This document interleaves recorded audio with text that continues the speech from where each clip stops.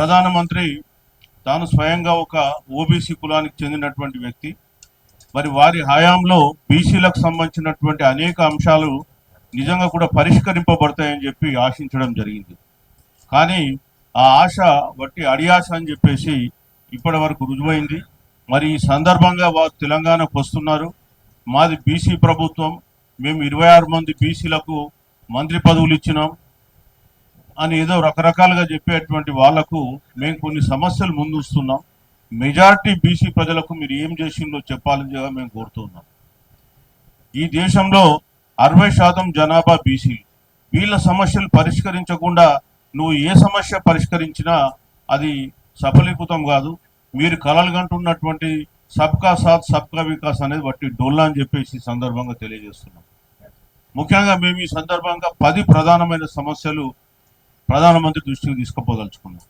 అనేకమైన సమస్యలు ఉన్నాయి. అన్ని సమస్యలు ఒకేసారి పరిష్కారం కావని మాకు కూడా తెలుసు. కానీ కొన్ని ముఖ్యమైన సమస్యలు నీ చేతిలో ఉన్నాయి, నువ్వు సాల్వ్ చేసే పరిస్థితుల్లో కూడా ఉన్నావు, కానీ మీరు చేయడం లేదు. మీరు అనుకుంటే ఈ దేశంలో అనేకమైనటువంటి చట్టాలు ఎంత వ్యయ ప్రయాసాలు కూర్చున్నా మీరు ఆ చట్టాలు తీసుకొని వచ్చింది. కానీ బీసీలకు సంబంధించిన చట్టాలు ఏదొచ్చినా అది మూలన పాడేస్తూ ఉన్నారు. మరి దేశంలో బీసీలు సిటిజన్స్ గారా? వాళ్ళకి హక్కులు లేవా? రాజ్యాంగ పరంగా వాళ్ళకి చెందాల్సిన హక్కులు మీరు ఇవ్వరా? మీరు ఏం చేయాలనుకుంటున్నారు బీసీలను? మీకు సంబంధించిన ప్రశ్నలు ఒక 10 ప్రశ్నలు ఇక్కడ మేము అడుగుతున్నాం. దాన్ని మీరు సౌహృదంతో ఆలోచించి మరి ఈ వెళ్ళే లోపల మీ ఇక్కడ ప్రెస్ మీట్ పెట్టి మీ సమస్యలకు పరిష్కారం చెప్పాల్సిందిగా మేము కోరుతున్నాం. మొట్టమొదటిది ఏంటంటే చట్టసభలలో బీసీలకు కూడా 50% రిజర్వేషన్ ఇవ్వాలి. ఇప్పటి వరకు భారతదేశంలో చట్టసభలైనటువంటి లోక్సభ కానీ శాసనసభల్లో బీసీలకు సంబంధించిన రిజర్వేషన్లు లేవు. ఎస్సీ ఎస్టీలకు ఆర్టికల్ 330, 332 కింద జనాభా దామాషా ప్రకారం ఇస్తున్నారు. మొట్టమొదట అది 10 సంవత్సరాల కోరిక అని చెప్పి రాజ్యాంగంలో రాయడం జరిగింది. ప్రతి 10 సంవత్సరాలకు ఒకసారి మీరు రాజ్యాంగ సవరణ చేసి ఎస్సీ ఎస్టీలకు చట్టసభల్లో రిజర్వేషన్ ఇస్తుంది. సంతోషం, వాళ్ళకి ఇవ్వాల్సిందే. ఈ దేశంలో వాళ్ళంతా క్రూరంగా ఎవరు అణచివేయబడలే కాబట్టి తప్పకుండా వాళ్ళకి ఇవ్వండి. అదేవిధంగా బీసీలు కూడా వాళ్ళలాగానే వివక్షతకు కూడా గురైనటువంటి కులాలు. ఈ రోజు కూడా మనం చట్టసభల్లో తీస్తే పార్లమెంట్లో 25% మించి లేదు. ఇక్కడ శాసనసభలో తీసుకుంటే తెలంగాణ శాసనసభలో 16% మించి లేదు. మరి 60% జనాభా ఉన్న వాళ్ళ ప్రాతినిధ్యం ఆ విధంగా ఉంటే ఇది ఎట్లా ప్రజాస్వామ్యం అవుతుందని ప్రశ్నించక తప్పడం లేదు. అయ్యా, మేము కూడా మీకు కోరేది ఏంటంటే, మొన్న మీరు ఎంతో ఉత్సాహంగా ఓబీసీ మహిళలను పక్కన పెట్టి జనరల్ మహిళలందరికీ రిజర్వేషన్లు ఇవ్వాలని చెప్పి 131 రాజ్యాంగ సవరణ బిల్లు పెట్టినారు. ప్రత్యేక సమావేశాలు ఏర్పాటు చేసినారు పార్లమెంట్లో. అయ్యా, మరి మాదేమైందా బాబు? మాకెందుకు ఇవ్వవు? మరి మాకు కూడా అందులో ఒక 50% మా ఓబీసీలకు కూడా చట్టసభల్లో రిజర్వేషన్ పెడితే అందులో మా మహిళలకు కూడా 1/3 రిజర్వేషన్ వస్తుంది కదా. మరి మా మహిళలకు ఎందుకు ఇవ్వరా? వీళ్ళేం అన్యాయం చేసింది ఈ దేశంలో? మీకు అన్యాయం అంటే అన్యాయానికి గురి కావాల్సింది ఓన్లీ బీసీలేనా ఈ దేశంలో? ఇంకా వేరే వాళ్ళు లేరా? సో మేము కోరుతున్నాం ఏంటంటే ఖచ్చితంగా బీసీలకు కూడా చట్టసభలలో 50% రిజర్వేషన్ మీరు ఇవ్వాలి. ఇవాళ బీసీలు చూస్తూ ఊరుకునే పరిస్థితుల్లో లేరు. మీరు ఈ విషయాన్ని గుర్తుపెట్టుకోవాల్సిందిగా కోరుతున్నాం. రెండవ అంశం 42% రిజర్వేషన్స్.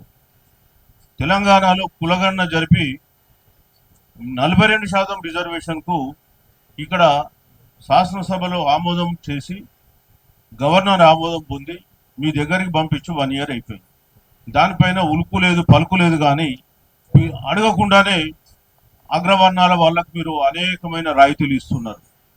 ఎవరు అడిగినలాంటి ఈడబ్ల్యూఎస్ కావాలని ఈ దేశంలో 10% లేని జనాభాకు మీరు 10% రిజర్వేషన్లు ఇస్తున్నారు. వారం రోజుల్లో మీరు పార్లమెంట్లో పాస్ చేసింది. మరి బీసీలు ఇంత గొడవ చేస్తున్నారు, రోడ్ ఎక్కుతున్నారు, రకరకాల ధర్నాలు చేస్తుంటే మీకు ఈ బీసీల డిమాండ్ల మీద మీకు పట్టింపు లేదా? మేము అడుగుతుంది 42% జనాభా దామాషా ప్రకారం కాదు.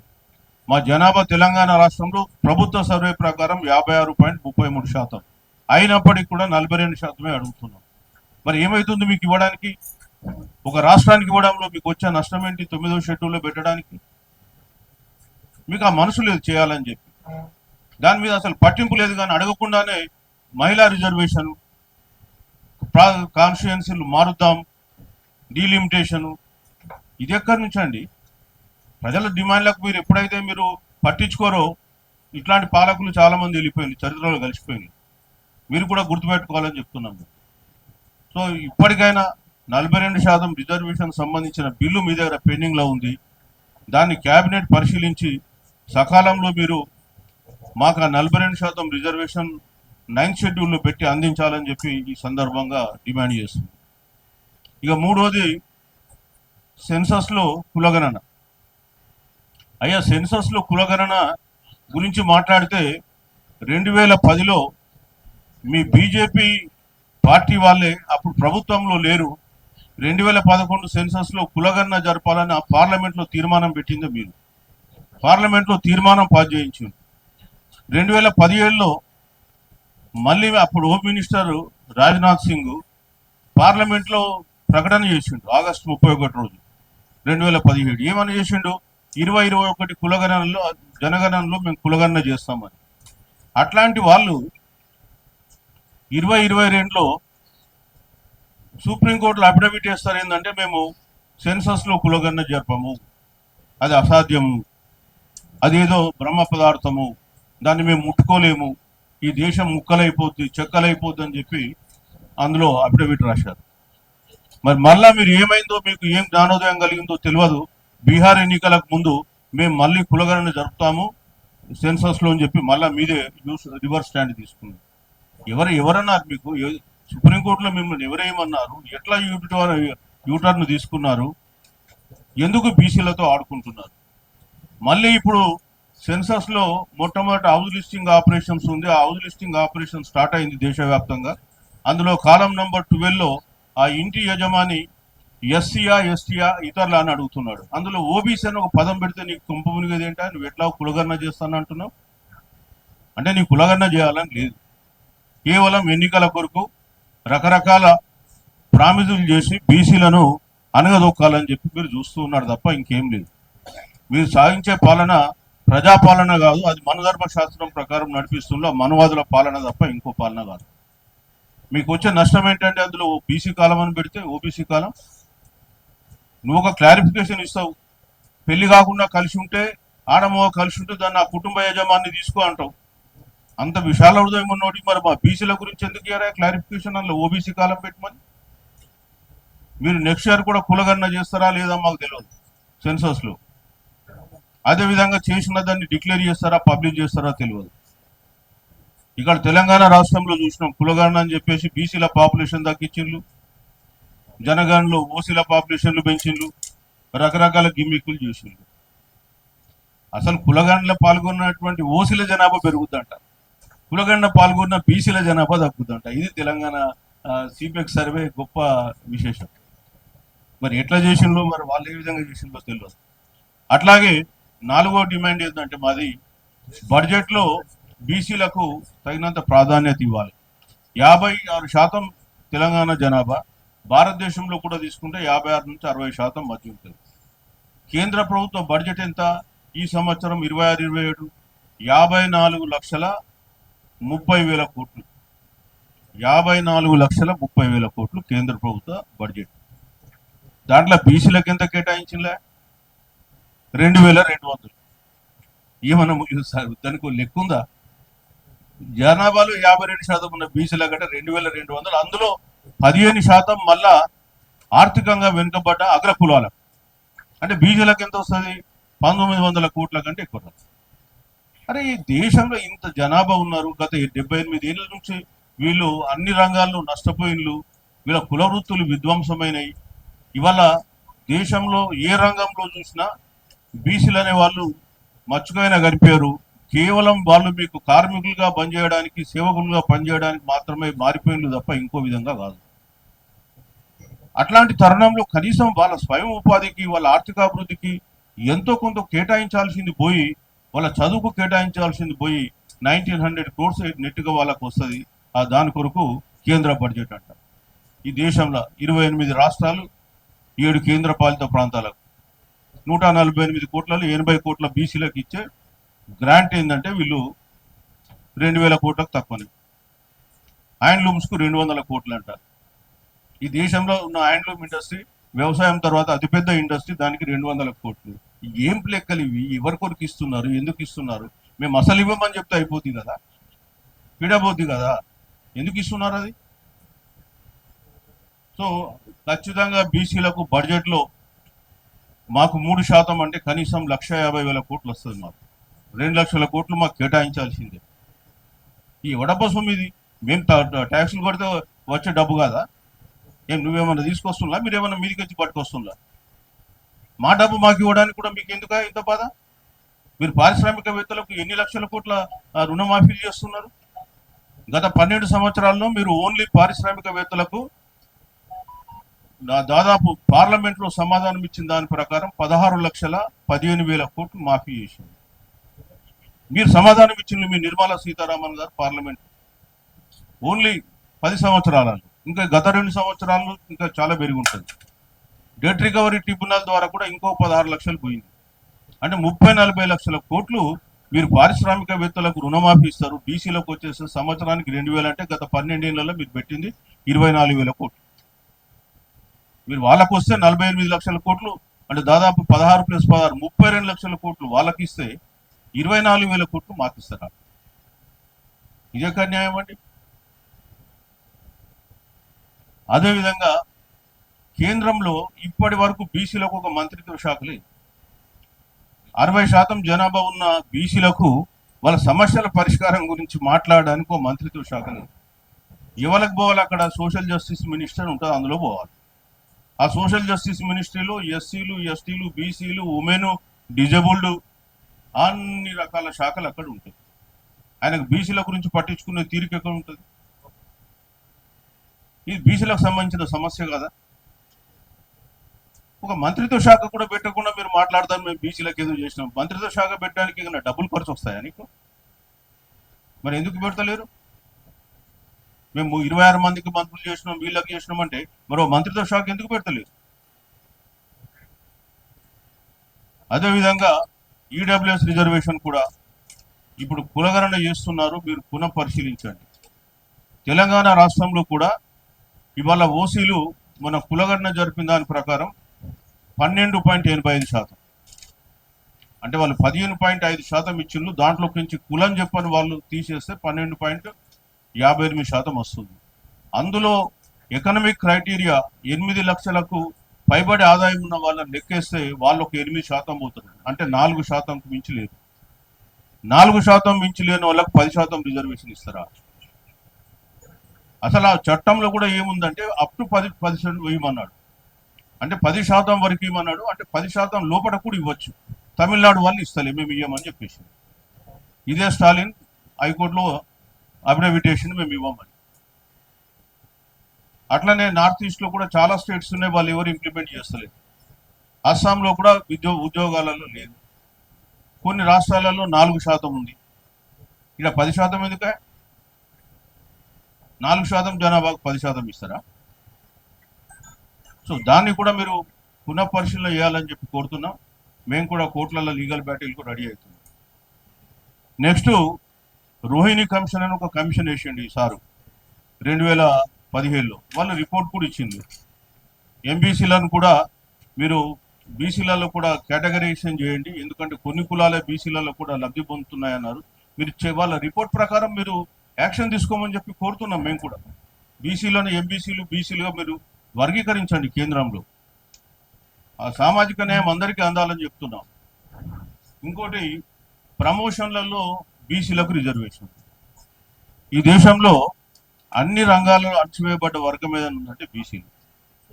ప్రమోషన్లలో రిజర్వేషన్లోకి వస్తే ఇది ఆర్టికల్ 16(4) కింద ఉంటుంది. ఆర్టికల్ 16 అనేది ఫండమెంటల్ రైట్, ప్రాథమిక హక్కు. ఆ ఆర్టికల్ 16(4)లో బ్యాక్వర్డ్ క్లాసెస్ అనే పదం రాశారు, ఎస్సీ ఎస్టీ అనే పదం రాయలేదు. బ్యాక్వర్డ్ క్లాసెస్ అంటే ఎస్సీ ఎస్టీ ఓబీసీ అని కోర్టుల తర్వాత వ్యాఖ్యానించినవి. సో మరి బ్యాక్వర్డ్ క్లాసెస్లో బీసీ ఎస్సీ ఎస్టీలు ఉన్నారు. అట్లాంటప్పుడు 1992లో ఇందిరా సహాని కేసులో రిజర్వేషన్లు ప్రమోషన్లలో రిజర్వేషన్లు చెల్లవని చెప్పి కోర్టు చెప్తే ఇదే పివి నరసింహారావు గారు 77వ రాజ్యాంగ సవరణ చేసి ఎస్సీ ఎస్టీలకు మాత్రమే రిజర్వేషన్లు ప్రమోషన్లను ఇచ్చారు. రాజ్యాంగంలో ఆర్టికల్ ఏం చెప్తుంది? బ్యాక్వర్డ్ క్లాస్ అంటే బీసీ ఎస్సీ ఎస్టీ అన్నప్పుడు నువ్వు మా బీసీలను ఎట్లా తీసేస్తావు, ఎస్సీ ఎస్టీలను ఎట్లా ఉంచుతావు? సరే వాళ్ళకి ఎట్లా ఉంచండి, తప్పలేదు. మాకు కూడా ఇవ్వమని మేము అడుగుతున్నాం కదా, మాకెందుకు ఇవ్వరు? అప్పటికే మాది మండల్ కమిషన్ 92లో ఇంప్లిమెంట్ అవుతుంది. మాకు రాజ్యాంగ వివక్షత కాదా అది? మనం రాజ్యాంగ పరంగా చులకన చేసినట్టు కాదా? సో అందుకని ప్రమోషన్లలో బీసీలకు కూడా రిజర్వేషన్లు కావాలని చెప్పి ఈ సందర్భంగా కోరుతున్నాం. అదేవిధంగా క్రీమీ లేయర్ ఉంది. క్రీమీ లేయర్ దాని గురించి కూడా మాట్లాడితే 92లో ఇందిరాసాని కేసులో అందరికీ వర్తించదేమన్నారు, కానీ ఓన్లీ బీసీలకే వర్తింపజేస్తారు. ఇదెక్కడ న్యాయం? అంటే బీసీలకు ఏదైనా ఎక్స్పెరిమెంట్ చేయొచ్చా? 50% సీలింగ్ మాకే పెడతారు, క్రీమీ లేయర్ మాకే పెడతారు, ప్రమోషన్లలో రిజర్వేషన్ లేకుండా మాకే చేస్తారు, చట్టసభల్లో రిజర్వేషన్ లేకుండా చేస్తారు, సబ్ ప్లాన్లు ఉండవు ఫైనాన్షియల్లా. ఇదెక్కడి వివక్షత? తర్వాత హైకోర్టు కానీ సుప్రీంకోర్టు. ఈ హైకోర్టు సుప్రీంకోర్టు చూస్తే తెలంగాణ ఇప్పుడు 78 సంవత్సరాలు అవుతుంది. 78 సంవత్సరాలలో తెలంగాణ లేదా అంతకుముందు ఆంధ్రప్రదేశ్ హైకోర్టు చీఫ్ జస్టిస్గా ఒక్క తెలంగాణ వ్యక్తి కూడా కాలేదు, ఆంధ్రప్రదేశ్ వ్యక్తి కాలేదు. ఒకే ఒక వ్యక్తి కొమరాయ అయింది. ఆయన కొమరాయ నైజాం స్టేట్లో అపాయింట్ అయినటువంటి వ్యక్తి, కుమ్మరి కులానికి చెందిన వ్యక్తి. ఇంకెవళ్ళు కూడా కాలేదు. ఈ రోజు కూడా పార్లమెంట్ అంటే సుప్రీంకోర్టులో చూస్తే 33 మంది న్యాయమూర్తులు ఉంటే 3 బీసీలు ఉన్నారు ఈ రోజు కూడా. మరి మాకెందుకు రిజర్వేషన్? అందులో ఇవ్వరు ఉన్నత న్యాయస్థానాలలో, ఏమున్నది దాంట్లో? సో ఈ మేజర్ 10 డిమాండ్లు మేము ఈరోజు ప్రధానమంత్రి దృష్టికి తీసుకెళ్తున్నాం. ఇంకా చాలా ఉన్నాయి, అవన్నీ ఇక్కడ మాట్లాడడానికి టైం లేదు. ప్రధానమంత్రి గారికి మీ ద్వారా ప్రెస్లో రిపోర్ట్ అయ్యి వారికి పంపిస్తాం. మేము కూడా ఈ లెటర్ వారికి మెయిల్ చేస్తాం. వారి పర్యటన సందర్భంగా ఇక్కడ దీనిపైన క్లారిటీ ఇవ్వాలని చెప్పి కోరుతున్నాం. లేనట్టయితే నెక్స్ట్ విజిట్ వచ్చినప్పుడు మేము కూడా వారికి నిరసనలతో స్వాగతం చెప్పాల్సి వస్తుంది. ఆల్రెడీ కొన్ని బీసీ సంఘాలు ఇప్పటికే నిరసనలు తెలపడానికి రెడీగా ఉన్నాయి. సో మేము ఈసారి మొదటిసారిగా వస్తున్నావు కాబట్టి అయ్యా నువ్వు 3 సంవత్సరాలు అంటే 3వసారి ప్రధానమంత్రి అయినప్పుడు మేము కొంత సంయమనం పాటించి మీకు వెల్కమ్ చెప్పి కొంత టైం ఇవ్వాలని అనుకున్నాం కాబట్టి ఈరోజు మేమేం మాట్లాడతలే, నిరసన గురించి చెప్తలే. వచ్చే సందర్భంలో తప్పకుండా మళ్ళీ మీరు ఏం సాల్వ్ చేయకపోతే మటుకు నిరసనలు ఖచ్చితంగా ఉంటాయి. బీసీలను మీరు వట్టిగా మీరు ఏం చేయలేరు అనుకుంటే మటుకు అది మీరు పప్పులో కాలేసినట్టే లెక్క. రాబోయే కాలంలో ఖచ్చితంగా బీసీల రాజ్యాధికారాన్ని స్థాపిస్తారు. ఇక్కడ కాదు కేంద్రంలో కూడా బీసీ పార్టీలే వస్తాయని చెప్పేసి తెలియజేస్తూ మరి ఈ ప్రెస్ మీట్ నిర్వహించిన ఆర్గనైజర్స్ కు మీకు అందరికి కూడా ప్రత్యేకంగా నమస్సుమాంజలి తెలియజేస్తూ సెలవు తీసుకుంటున్నాను. ఏదో తోపు మంత్రంగా 42% పేరుతోటి అధికారాన్ని కైవసం చేసుకున్నటువంటి అగ్రకుల దోపిడీ వర్గం రేవంత్ రెడ్డి సర్కారు తెలంగాణలో గద్దెనెక్కి కొనుక్కుతూ ఈరోజు బీసీలని అణిచేటువంటి కుట్ర చేస్తూ ఉంది. కేసీఆర్ ఏమో గొర్రెలకి బర్రెలకి పందులకు పరిమితం చేస్తే రేవంత్ రెడ్డి ఏమో ఈ కార్పొరేషన్ల చైర్మన్లకి జీతాలకి కుక్కలకు బొక్కలేసినట్టుగా ఈ పేరుతోటి ప్రయత్నం చేస్తుండు. కేటాయింపుల్లో వివక్షత ఉంది. చిరంజీవి సార్ గారు ఒక సంచలనాత్మకమైనటువంటి ఇస్సా ఇజ్జత్ హుక్మత్ పేరుతోటి దపదపాలుగా వ్యాసాలు పుస్తకాల పేరుతో మొత్తం బహిరంగంగా ఇంతకాలం జరుగుతున్నటువంటి బీసీల నిట్ట నిలువున రక్త మాంసాలు పిప్పితీస్తున్నటువంటి ఈ అగ్రకులాల చేతుల్లోనే రాష్ట్రం కబందాస్తాల్లో బందీ అయిపోయి మొత్తం అన్ని వాటాలు వీళ్ళ చేతుల్లో ఉన్నటువంటి బహిరంగంగా ఓపెన్ గా చెప్పడం జరిగింది.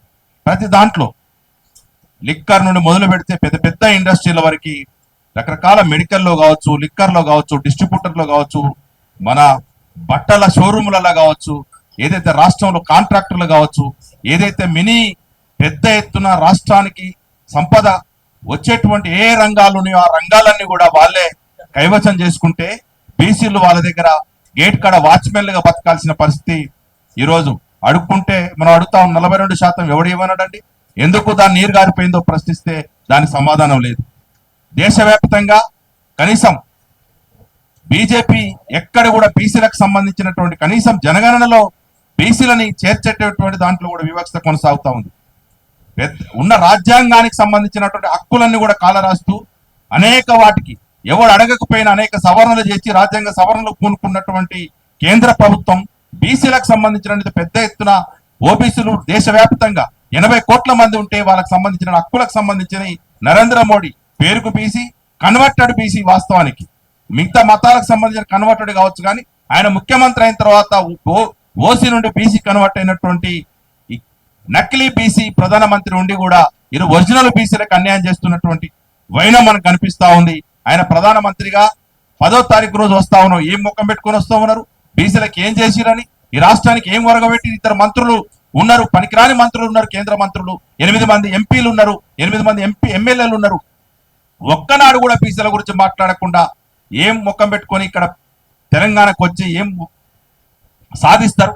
అక్రమ ఈవీఎంలతో మళ్ళీ కైవసం చేసుకుందామని రాబందుల్లాగా బెంగాలు మిగతా రాష్ట్రాల్లాగా పడి ఏదేదో కైవసం చేసుకుందామని చూస్తా ఉన్నారు. మన అగ్రకుల బ్రాహ్మణ భావజలంతో ఇక్కడ క్షత్రియ మార్వాడి బ్రాహ్మణ భావజలంతో ఇక్కడ రాష్ట్రాన్ని ఏలడం కోసం కుట్ర చేస్తే సహించేది లేదు. ఇంతమంది బీసీలో ఉన్నాం, మేమెంతున్నామో మాకు అంత ఇవ్వకుండా మీరెంతుర్రో మీరంతా తీసుకోకుండా స్పష్టత కేంద్ర రాష్ట్ర ప్రభుత్వాలు చేయకపోతే ఇక్కడ మోడీ, ఇక్కడ కేడీ, అక్కడ మోడీ ఇద్దరు కుమ్మక్కై ఈ రాష్ట్రాన్ని దోచుకునేటువంటి ప్రయత్నం చేస్తే మాత్రం బీసీలు సహించరు. ఎటి కాలం కాదు, గుడ్డి కాలం కాదు, ఆనాటి నుండి ఈనాటి వరకు కూడా బీసీలను అణిచేటువంటి కుట్ర చేసిర్రు. చిరంజీవి సార్ గారు పుస్తకంలో అనేక విషయాల్ని క్లుప్తంగా చెప్పడం జరిగింది. కాబట్టి ఈ కుట్రలు కపట నీతిని బట్టబయలు చేయడం కోసమే BC intellectual forum, BC political front నిత్యం ఏర్పడ నాటి నుండి కూడా ఈ రోజు వరకు కూడా చాలా మంది ఏదో సాంప్రదాయపు సబ్బు పిల్లల సంఘాలు, ఆయా అకేషనల్ గా పారాసూట్ లాగా వచ్చినటువంటి సంఘాలు కూడా చూస్తాం, పాపం గిలగిల కొట్టుకుంటూ ఏం మాట్లాడుతున్నావు ప్రశ్నించేటువంటి అవకాశమే లేకుండా గొంతులు మూగబోయి అద్దెకు ఉంటున్నటువంటి పరిస్థితి లోపల ఈ BC intellectual forum, BC political front ఒక వేగుసుక్కలాగా బీసీల కోసం వచ్చిన తర్వాత ప్రశ్నిస్తా ఉంటే చాలా మంది అనుకుంటా ఉంటారు అద్భుతంగా చాలా ఫలితాలు, కానీ రాష్ట్ర స్థాయిగా రాష్ట్ర వ్యాప్తంగా పెద్ద ఎత్తున సంచలనమైనటువంటి ఉద్యమాలు నిర్వహించినటువంటి ఆ చారిత్రక అతి తక్కువ కాలంలో ఏర్పడినటువంటి ఈ 2 సంస్థలకి దక్కుతుందని చెప్పి తెలియజేసుకుంటూ ఇప్పుడు బీసీ పొలిటికల్ ఫ్రంట్ రాష్ట్ర చైర్మన్ బాలగోని బాలరాజు గౌడ్ గారిని మాట్లాడవలసిందిగా కోరుతాం. చిరంజీవులు సారు మాజీ ఐఏఎస్ ఆఫీసర్ 10 ప్రధానమైన డిమాండ్లతోని ప్రధానమంత్రికి ఈ లేఖ ద్వారా మేము డిమాండ్ చేస్తున్నాం. ఎందుకంటే ఆయన ప్రధానమంత్రిగా 3వసారి ఎన్నికై తెలంగాణ రాష్ట్రానికి వస్తున్న సందర్భంగా బీసీల గోస తెలంగాణ రాష్ట్రంలో ఏ విధంగా అన్ని రంగాలలో ఇబ్బందులకు గురవుతున్నారో మీ ద్వారా ప్రధానమంత్రి గారికి ఇక్కడున్న కాంగ్రెస్ పార్టీకి మీ అందరి ద్వారా తెలియజేస్తున్నాం. ఎందుకంటే బీసీలకు కాంగ్రెస్ పార్టీ కామారెడ్డి డిక్లరేషన్ లో చట్టసభలలో 42% రిజర్వేషన్ ఇస్తా అని ఎగ్గొట్టిన చరిత్ర కాంగ్రెస్ పార్టీది. దానికి ఇండైరెక్ట్ గా ఈ బీజేపీ పార్టీ, ఈ ప్రధానమంత్రి వత్తాసు పలుకుతుండు. ఎందుకంటే ఇక్కడ అసెంబ్లీలో బిల్లు పాస్ చేసి రాష్ట్రపతి దగ్గర 42% చట్టసభలలో రిజర్వేషన్ పెండింగ్ లో ఉన్నది బిల్లు, మరియు ఒక బిల్లేమో ఇక్కడ గవర్నర్ గారి దగ్గర పెండింగ్ ఉన్నది. ఇట్లా బహుజనులను ఈ 2.5 సంవత్సరాలలో రాజకీయంగా మోసానికి గురి చేస్తున్న ఈ 2 పార్టీలు. అందుకే ప్రధానమంత్రి గారు వస్తున్న సందర్భంగా మా పెద్దలు చిరంజీవి గారు మరియు నా తోటి బీసీ పొలిటికల్ ఫ్రంట్ లో ప్రధానంగా పనిచేస్తున్న కన్వీనర్లు ఐ వెంకన్న మరియు బీసీ ఇంటలెక్చువల్ ఫోరం కార్యవర్గ సభ్యుడైన ఎరమాద వెంకన్న మరియు బైరు శేఖర్ గారు, అంబాల నారాయణ మరియు మా జనసేన అధ్యక్షుడు సింగం నాగేష్ గారు మరియు ఇంకా ఇంటలెక్చువల్ ఫోరం చెన్న శ్రీకాంత్ గారు, ఈ విధంగా అందరూ రెండు ఇంటలెక్చువల్ ఫోరం మరియు బీసీ పొలిటికల్ ఫ్రంట్ కార్యవర్గ సభ్యులందరూ కూడా మేము బీసీలము ఏ విధంగా వివక్షకు గురి అవుతున్నామో ఈ 10 డిమాండ్ల ద్వారా మేము ప్రధానమంత్రికి ఇక్కడున్న రాష్ట్ర ప్రభుత్వానికి తెలియజేస్తున్నాం.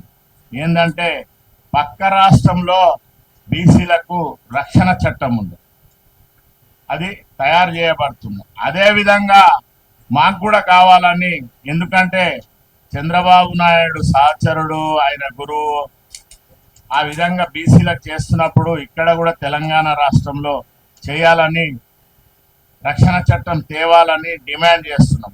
ఎందుకంటే బీసీలందరూ కూడా ఈ కాంగ్రెస్ ప్రభుత్వం వచ్చినాక ఏ విధంగా వివక్షకు గురి అవుతున్నారు, రాజకీయంగా ఏ విధంగా అన్యాయం జరుగుతుంది, విద్య ఉద్యోగాలలో కూడా ఎటువంటి వివక్ష జరుగుతుంది, ఈ ఫీజు రియంబర్మెంట్ ఏ విధంగా హైకోర్టు జడ్జిమెంట్ ఇచ్చింది, మొదలు కట్టుకోవాలి, తర్వాత మాకు వీలైనప్పుడు ఇస్తామని విద్యాపరంగా మన బీసీలందరికీ కూడా చాలా అన్యాయం జరుగుతుంది. కాబట్టి ప్రధానమంత్రి గారు వస్తున్న సందర్భంగా విద్య, వైద్యము, ఉపాధి ఇవన్నీ కూడా బడుగు బలహీన వర్గాలు 2,50,00,000 ఉన్నా కూడా ఇంత వివక్ష గురి అవుతురు. కాబట్టి మొన్ననే జరిగిన పార్లమెంట్లో మహిళా బిల్లును ముంగట పెట్టి ఏ విధంగా అయితే డీలిమిటేషన్ చేద్దామని చూసిరో 131 సవరణ చేద్దామని ప్రయత్నం చేసి భారతీయ జనతా పార్టీ ఫెయిల్ అయింది. కాబట్టి ఇక్కడ అన్ని రాష్ట్రాలను కూడా 29 రాష్ట్రాలు ఏలుకుంటా తెలంగాణను కూడా కైవసం చేసుకోవాలని, ఇక్కడున్న బీసీలు ఏ విధంగా అయితే ఎన్ని విధాల వివక్ష గురి అవుతురో కాంగ్రెస్ పార్టీ ఇచ్చిన డిమాండ్లు కూడా అవి రాష్ట్రపతి, గవర్నర్ గారి దగ్గర పెండింగ్, ఇట్లా రకరకాలుగా బీసీలు అంటేనే వివక్షత. ఆ విధంగా జరుగుతున్నప్పుడు మేమందరం కూడా ఇంటలెక్చువల్ ఫోరం, మా చిరంజీవి సార్ గారు ఇస్సా ఇజ్జత్ హుకుమత్ అని ఆ బుక్లో రాజకీయంగా, వృత్తిపరంగా, వైద్యము ఎన్ని విధాల బీసీలకు అన్యాయం జరుగుతుందో వివరంగా వివరించిండు. కాబట్టి మా డిమాండ్లు సాధించే దిశగా మేము, ప్రధానమంత్రి వస్తున్నాడు, భారతదేశ ప్రధాని, కాబట్టి మేమంతా కూడా లేఖ ద్వారా నిరసన తెలియజేస్తున్నాం. ఎందుకంటే మా డిమాండ్ల దిక్కు ఆయన చూసి, మా బీసీ ప్రధానమంత్రి కాబట్టి, ఇక్కడ ఉన్నది ఓసీ ముఖ్యమంత్రి కాబట్టి మాకు ఈ చట్టాలన్నీ కూడా సార్ చెప్తాడు 10 రాసినాయి, మమ్మలను వివక్షకు గురి చేయకుండా విద్యా, ఉద్యోగము, వైద్యంలో మరియు చట్టసభలలో రిజర్వేషను ఇవన్నీ కూడా మా బీసీ మహిళా సోదరులకు మహిళా రిజర్వేషన్లో మా వాటా ఎంతో తేల్చాలని, కూడా తేల్చినాకనే బిల్లు పెట్టాలని ప్రధానంగా డిమాండ్ చేస్తున్నాం. ఈ విధంగా అడుగడుగున బహుజనులకు అన్యాయం జరుగుతుంది. కాబట్టి మెజార్టీ మేమున్నాం. కాబట్టి బీసీ, ఎస్సీ, ఎస్టీ, మైనార్టీలు కలిపితే 90% మేమే ఉన్నాం. కాబట్టి రాజ్యాంగ పరంగా మాకు రావాల్సిన రాజకీయ రిజర్వేషను ప్రధానమంత్రి తేల్చాలని, ఇక్కడ అగ్రవర్ణాలే పార్టీ అధ్యక్షుడు ఉన్నాడు. ఎందుకంటే బీసీ ఉన్నప్పుడు కొంచెం బీజేపీ పార్టీ డెవలప్ కాగానే వాళ్ళ రాజకీయ, వాళ్ళ గేమ్లో భాగంగా బీసీని పక్క జరిపి రామచంద్రరావు గారిని తెచ్చిండ్రు. అట్లా బీసీలకు ఎక్కడ చూసినా అడుగడుగున అన్యాయం జరుగుతుంది. కాబట్టి మీ ద్వారా మా 10 సమస్యలన్నీ కూడా డిమాండ్ చేస్తున్నాము. మా మిగతా విషయాలన్నీ కూడా సార్ చెప్తాడు. బహుజనులకు మా వాటా ఏందో మాకు తేల్చినాకనే ప్రధానమంత్రి మా బీసీల గురించి ప్రెస్ మీట్ లో చెప్పాలని కూడా మేము డిమాండ్ చేస్తున్నాం. ఎందుకంటే ఇక్కడ తెలంగాణ రాష్ట్రంలో బహుజనులే అత్యధికంగా ఉన్నారు. గత 78 సంవత్సరాల నుంచి కూడా బీసీలందరూ ఐకమత్యంగా ఉండి పోరాటం చేసిర్రు. రైతాంగ పోరాటం వచ్చింది, తెలంగాణ రాష్ట్రం వచ్చింది. ఇప్పుడు బహుజన రాజ్యం ఏర్పడాలని మేము ప్రధానంగా డిమాండ్ చేస్తున్నాము. ఏ పార్టీలైనా మా నిష్పత్తి ప్రకారము సీట్లు ఇవ్వాలి.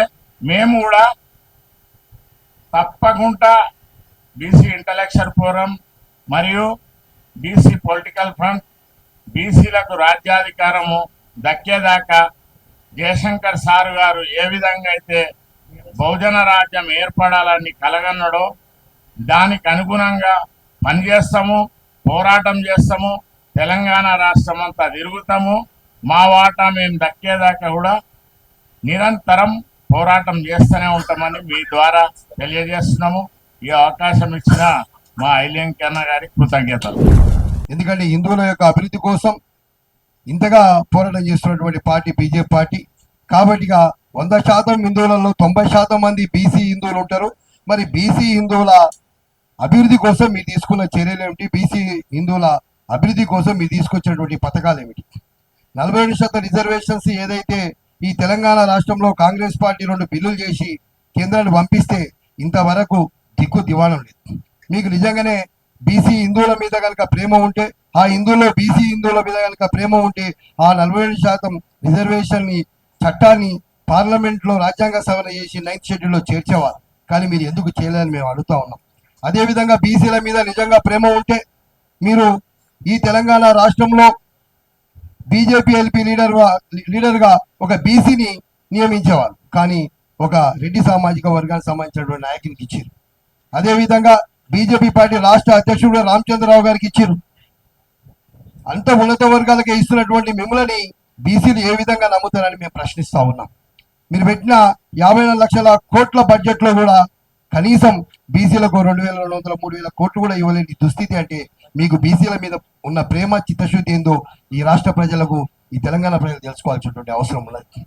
కావున ఖచ్చితంగా రాబో కాలంలో మీరు బీసీల హక్కుల కోసం, బీసీలకు ఏ విధంగా అయితే కేంద్రంలో ఒక మంత్రిత్వ శాఖ కూడా లేదు, మరి ఒక బీసీ ప్రధానమంత్రిగా ఉన్నటువంటి ఈ దేశంలో బీసీలనే చూడకుండా, బీసీల అభ్యున్నతి కోసం పాటుపడకుండా ఏ హిందుత్వ ఎజెండా మీదైతే మీరుండో ఆ హిందుత్వంలో 90% ఉన్న యొక్క బీసీల యొక్క ఆర్థిక, రాజకీయ, సామాజిక, విద్య, ఉద్యోగ, ఉపాధి అవకాశాల మీద కనీసం ఆలోచన చేయనటువంటి మీరు ఏ విధంగా బీసీలను బాగు చేస్తారని మేము ప్రశ్నిస్తా ఉన్నాం. మీరు బెంగాల్లో, ఒడిశాలో ఎలక్షన్స్ అయిపోగానే ఇమ్మీడియట్లీ మా టార్గెట్ తెలంగాణ అన్నారు. మీ టార్గెట్ తెలంగాణ కావాలంటే తెలంగాణలో ఉన్న బీసీలకు 47% రిజర్వేషన్స్ రాజ్యాంగ సవరణ చేసి పార్లమెంట్లో, అదేవిధంగా విద్య, ఉద్యోగ, రాజకీయాల్లో కూడా చట్టం చేసినప్పుడే మీరు ఇక్కడ రాజకీయంగా నిలదొక్కుకోవడానికి అవకాశం ఉంటుందని మేము తెలియజేస్తా ఉన్నాం. మిగతా రాష్ట్రాల్లో చేసినట్టుగా తెలంగాణ రాష్ట్రంలో రాజకీయాలు చేస్తా అంటే తెలంగాణ రాష్ట్రం అత్యంత చైతన్యమైనటువంటి గడ్డ, పోరాటాల గడ్డ. ఇక్కడ పోరాట యోధులు ఉంటారు. ఇక్కడ పోరాటాలు వచ్చినప్పుడు తెలంగాణ ఆత్మ గౌరవానికి దెబ్బ తగులుతున్నప్పుడు ఇక్కడ పార్టీలను కానీ, జెండాలను కానీ ఏవి కూడా లెక్క చేయనటువంటి గడ్డ ఈ గడ్డ. కావున ఖచ్చితంగా బీసీలకు హక్కుల కోసం ఈరోజు ఇంటలెక్చువల్ ఫోరం, పొలిటికల్ ఫ్రంట్ సంయుక్త ఆధ్వర్యంలో ఏదైతే లేఖ విడుదల చేస్తున్నామో ఖచ్చితంగా మీరు బీసీలకు కావలసినటువంటి చట్టాలను, రక్షణ చట్టాలతో సహా అన్ని బీసీలకు కల్పించినప్పుడు మాత్రమే మిమ్మల్ని నమ్ముతానని తెలియజేస్తూ రాబోయే ప్రధానమంత్రి గారికి స్వాగతం సుస్వాగతం పలుకుతూ ఖచ్చితంగా ఈ డిమాండ్స్ ని మేము ముందర పెడతామని తెలియజేస్తూ సెలవు తీసుకుంటాం. ఈరోజు భారతదేశంలో జరుగుతున్న జనగణనలో కులగణనకు సంబంధించి మరి బీసీల యొక్క లెక్కలు తీసే విషయంలో ఒక కాలాన్ని ఏర్పాటు చేయాలని చెప్పి కూడా గత అనేక సంవత్సరాలుగా బీసీ సంఘాలు కోరడం జరుగుతుంది. ఈ కోరడంలో చాలా అంశాలు ముడిపడి ఉన్నాయి. బీసీలు అనేటోళ్ళు ఈ స్వాతంత్రం వచ్చిన 80 సంవత్సరాల కాలంలో అనేక రకాల వెనుకబాటును అనుభవిస్తున్నారు. భారత రాజ్యాంగంలో పొందుపరిచిన రిజర్వేషన్లో బీసీలకు చట్టసభలలో రిజర్వేషన్లు లేవు. అదేవిధంగా బీసీలు నమ్ముకున్న వృత్తులన్నీ కూడా ఈ 80 సంవత్సరాల కాలంలో కోల్పోవడం జరిగింది. వాళ్లకు ప్రత్యామ్నాయ ఉపాధి లేదు.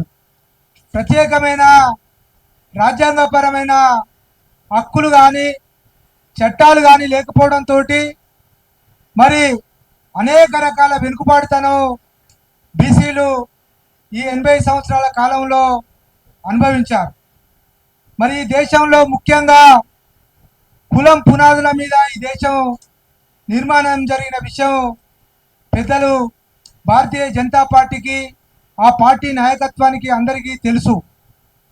కులం ఆధారంగా ఏర్పడ్డ ఈ దేశంలో కూడా సంపద అంతా కూడా ఉన్నత వర్గాల చేతుల్లో, మానవ వనరులు అన్నీ కూడా వాళ్ళ చేతుల్లో ఆధారపడి ఉన్న సందర్భాన్ని ఈ సందర్భంలో గుర్తు చేస్తున్నాం.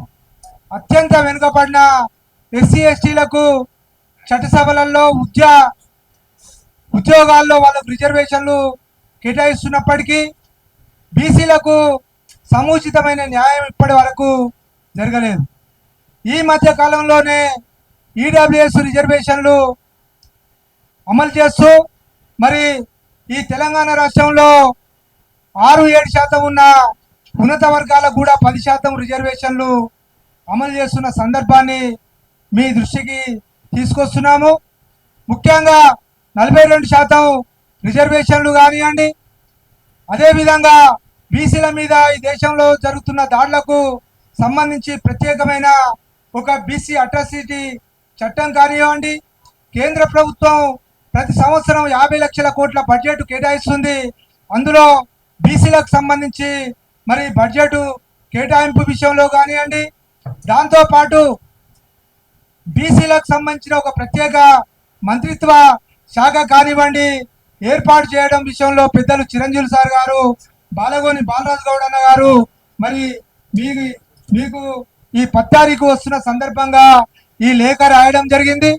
మేమంతా కూడా ప్రధానమంత్రి మా బీసీ బిడ్డ, మీరు ఈ వర్గాల నుండి అంత పెద్ద స్థానంలో ఉన్నారు కాబట్టి మరి మా న్యాయమైన హక్కులు మాకు కల్పించే విధంగా మీరు ఈ తెలంగాణ రాష్ట్రంలో కూడా బీసీల పట్ల ప్రత్యేక శ్రద్ధ కనబరిచి ఇక్కడ వీళ్ళ హక్కుల కోసం కూడా మీరు పార్లమెంట్లో మీ ఎంపీలు కానివ్వండి, మీ మంత్రులు కానివ్వండి ప్రాతినిధ్యం వహిస్తున్న ఈ తెలంగాణ రాష్ట్రం నుండి కూడా మరి గొంతు విప్పాలని చెప్పి మీకు ఈ సందర్భంగా తెలియజేస్తూ మీరు 10 తారీఖు ఈ విషయాల మీద స్పందిస్తారని తెలియజేస్తూ నమస్కరిస్తూ ముగిస్తుంది.